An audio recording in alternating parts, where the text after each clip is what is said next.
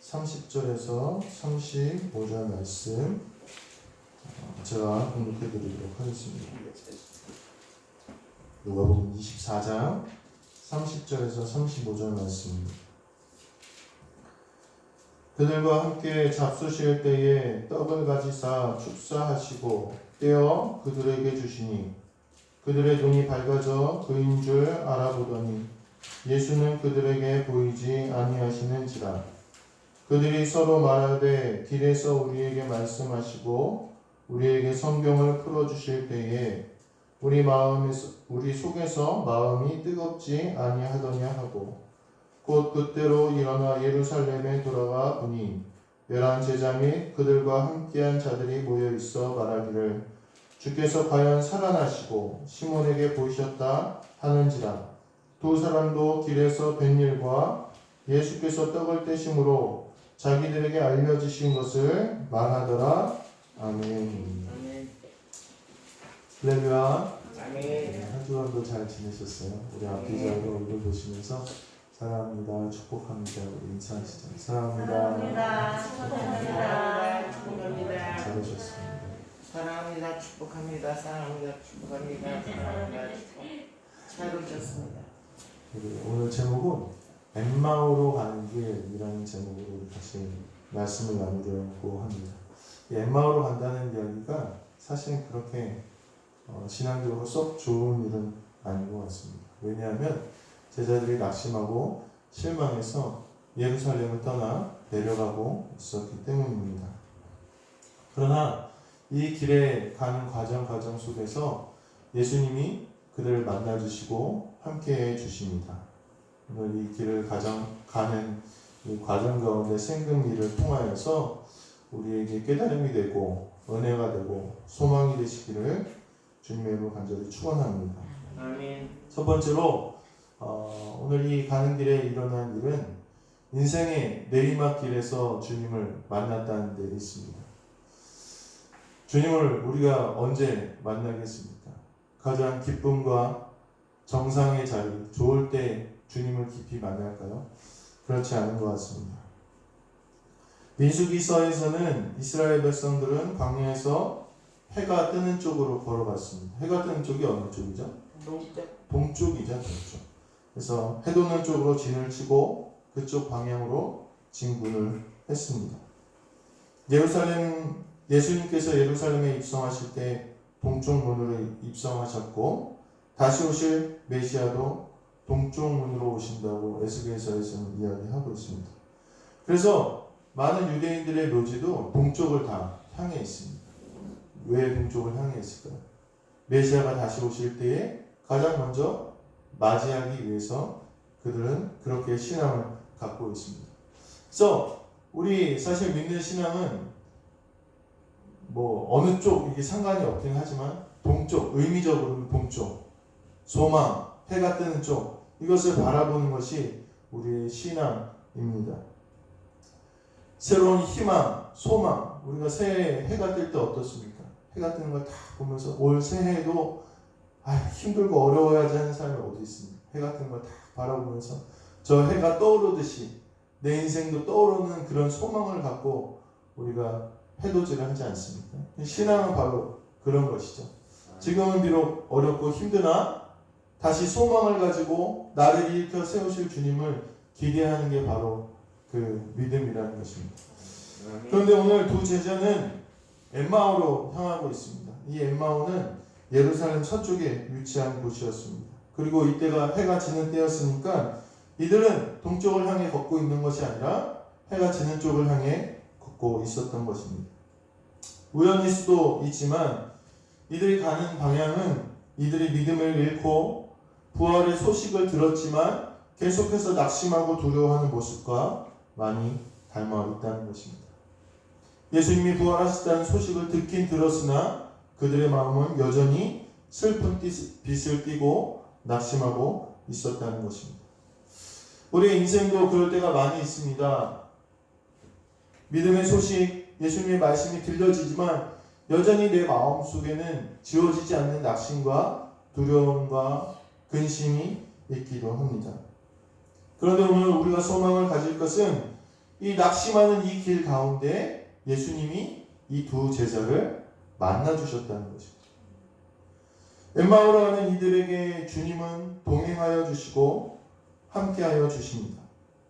마치 야곱이 형의 분노를 피해서 도망치다가 베델에서 주님을 만날 것 같이, 모세가 살인을 하고 도망쳐 광야에서 불붙는 떨기나무에서 하나님의 임재를 경험한 것 같이 주님은 낙심한 자를 찾아오시고 만나주시고 말씀해 주심을 늘 기억하시게 되기를 간절히 소망합니다. 그런데 오늘 이 엠마오로 가는 길에 이 제자들이 주님을 만났지만 15절부터 16절에 보면 이들이 주님이 함께 하심을 알지 못하였더라 이렇게 이야기하고 있습니다. 참 답답한 일입니다. 주님이 함께 하고 계시나 알아보지 못했다는 거예요. 주님이 부활하셔서 찾아오셨는데 그분을 보지 못했다는 것입니다. 프로야구 선수 중에 은퇴한 선수 중에 심수창이라는 선수가 있어요. 이 선수가 재밌는 일화가 있는데 어느 날 이 선수가 연습을 하려고 야구장에 갔더니 더그아웃에 웬 아저씨가 서 있더라는 것입니다. 아무나 들어올 수 없는 곳이기에 이 선수가 빨래하는 아저씨인 줄 알고 그 아저씨한테 빨래를 맡기면서 빨래가 잘 안 됐다고 줬다고 합니다. 그런데 그날 이제 경기에 앞서서 오후에 그 팀의 매니저가 와서 난리가 났더라고요. 야, 누구야, 누구? 누가 사장님한테 빨래를 맡겼어? 이렇게 얘기를 했다고 합니다. 난리가 났죠. 그 선수는 사장님인지 알아보지 못한 것입니다. 어쩌면 굉장히 가벼운 해프닝일지 몰라도 그 선수는 그 아저씨를 봤을 때 그 아저씨한테 그만한 능력이 있다는 걸 알지 못한 거예요. 생각하지도 못한 거예요. 그러니까 어처구니 없는 일이 벌어진 것입니다. 오늘 우리도 고난과 두려움과 실망의 이 엠마오 길을 걸어가다가 주님이 함께 하신데도 알아보지 못할 때가 있습니다. 왜 알아보지 못할까요? 분명히 주님이 도우시고 함께 하신데도 알아보지 못합니다. 그것은 낙심 가운데 믿음을 잃었기 때문입니다. 더 자세하게 얘기하자면 주님의 능력을 알아보지 못하는 것입니다. 더 자세하게 얘기하자면 부활하신 주님을 알아보지 못합니다.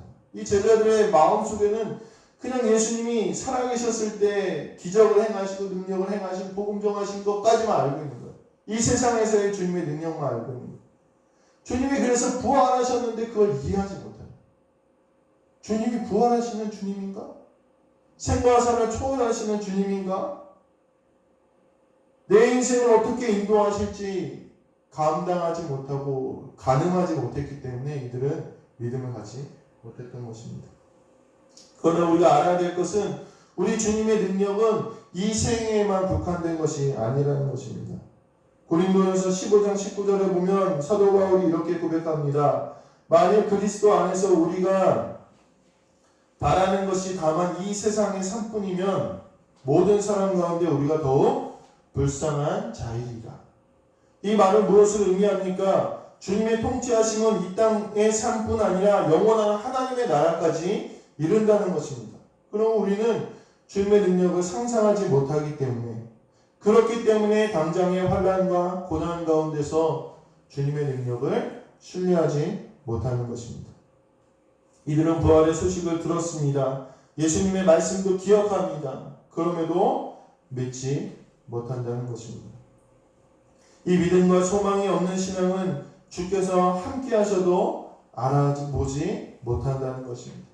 주님이 이야기하는데도 계속해서 슬픈 빛을 띠고 주님을 추모하고 있다는 것입니다. 오늘 우리 가운데 이 예수님의 능력을 다시 한번 신뢰하고 의지하는 믿음이 자라나게 되시길 간절히 소망합니다.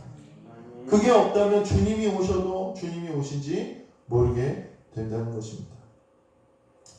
오늘 주님은 낙심한 제자들에게 말씀하십니다. 무엇을 말씀하십니까? 고난을 받아야 영광에 들어간다. 오늘 그렇게 말씀하고 계십니다. 고난의 이유에 대해서 말씀하십니다. 오늘 주님이 이야기하는 이 고난과 어려움의 이유는 영광에 이르는 과정이라는 것입니다. 광야에서 이스라엘 백성들의 모습을 우리가 기억할 수가 있습니다. 이스라엘 백성들이 딱 출애굽을 했습니다. 10가지 재앙을 다 경험하고 출애굽을 했을 때 그들에게 믿음이 있었을까요? 없었을까요? 좀 더 자세하게 얘기하면 그들에게 신앙생활이라는 개념이 있었을까요? 없었을까요? 전혀 없었어요. 전혀. 하나님이 누구신지, 어떻게 예배해야 되는지, 우리가 어떤 삶을 살아가야 되는지, 믿는 게 어떤 건지 전혀 몰랐어요. 그들은. 하나님 왜 그들에게 광야에 40년의 시간을 주시는 줄 아십니까? 그 고난의 시간이 없으면 그들이 하나님을 알지 못하고 하나님을 어떻게 섬기는지도 알지 못하고 그들의 삶을 어떻게 살아야 되는지도 알지 못했기 때문입니다. 그들은 광야에서 처음에 제대로 하는 것이 하나도 없고 불평과 불만과 원망뿐이었습니다. 마치 이 엠마오로 걸어가는 제자들과 비슷했습니다. 그러나 이스라엘 백성들은 광야의 시간을 통해서 누구를 배워왔냐? 하나님을 배워왔습니다. 만나를 주시는 하나님, 물을 주시는 하나님. 내가 원망과 불평했더니 내가 고난을 받게 되고, 내가 하나님을 잘 섬겼더니 순종했더니 주님이 나를 승리하게 하시고, 이런 시간들을 배우게 되었던 것입니다. 광야의 시간은 괴로웠지만 이 광야는 하나님의 백성으로 세워지는 시간입니다. 왜냐하면 그들에게는 가나안 땅에 사명이 있었기 때문입니다. 아브라함의 고난, 야곱의 방황, 이스라엘의 광야, 이것들이 의미하는 것은 다 똑같습니다. 그들의 믿음이 처음부터 다 대단한 것은 아니었습니다. 그들의 믿음도 고난 가운데 성장해서 영광에 이르게 된 것입니다. 예수님의 십자가의 고난 뒤에 부활의 영광이 있듯이 오늘 우리의 어려움과 고난 뒤에는 믿음의 성장이 있고 결국엔 사명의 감당이 있다는 것입니다. 제자들은 주님과의 대화 속에서 고난의 이유를 배웠던 것입니다. 이해되지 않는 고난 가운데 낙심하고 두려워하고 계십니까? 오늘 주님이 하시는 말씀에 귀를 기울이시고, 이 고난 뒤에는 분명히 하나님의 영광이 준비되어 있고 내가 사명의 길을 걸어가야 되는구나 라는 것을 깨닫는 우리 성도님들 되시길 간절히 소망합니다. 아멘. 우리가 이 엠마오의 길 가운데 한 가지 더 깨달아야 될 것은 주님의 태도에 있습니다. 낙심하고 도망치는 제자들을 뭐라 하지 않으시고 책망하지 않으시고 예수님은 그들을 떡을 떼어주시고 축복해 주십니다. 오늘 우리가 여기서 알 수 있는 것은 주님은 우리가 소망을 잃고 믿음이 약해지고 두렵고 낙심한다 할지라도 여전히 우리를 축복하신다는 사실입니다. 주님은 우리를 끝까지 인도하시고 찾아오셔서 말씀하시고 깨닫게 하십니다. 이것이 바로 예수님의 사랑입니다. 마치 재산을 다 싸들고 도망쳐서 사업 방탕하게 살다가 다시 실패해서 돌아온 둘째 아들을 여전히 사랑으로 맞아주고 잔치를 베푼 아버지처럼 예수님은 우리를 끊임없이 다시 일으키신다는 것입니다. 엠마오로 가는 길에는 이 예수님의 응원이 있습니다. 우리는 고난 가운데서 주님을 만나고 그 감동과 그 은혜와 용기와 세임을 얻는 시간을 경험하게 된다는 것입니다. 요즘엔 뭐 체육대회 같은 걸 못 하잖아요. 근데 제가 전에 이제 강화에 있을 때는 4개 지방 연합 체육대회 같은 게 있었어요. 그러면 이제 하루에 그걸 다 축구를 다 진행한단 말이죠. 축구 이제 교육자들은 이제 축구만 합니다. 축구를 진행하는데 하루에도 이제 3경기를 뛰어야 되니까 얼마나 힘들겠어요. 축구를 다들 뭐 안 해보셔서 힘든지 잘 모르실 것 같아요. 한 반일을 한 8시간, 10시간 한다고 생각하시면 돼요. 얼마나 힘들겠어요. 그래서 결승전에 가면 이제 힘이 다 빠져가지고 발 하나 들 정도 그런 뛸 힘이 전혀 없는 거예요. 그런데 참 희한하죠. 힘이 하나도 없는데요. 저쪽에서 저희 교회 집사님들, 권사님들이 그때 이제 전도사였습니다. 전도사님 힘내세요! 소리 질러요. 그리고 화이팅! 뭐 그러고 난리가 났어요. 그럼요. 참 신기해요.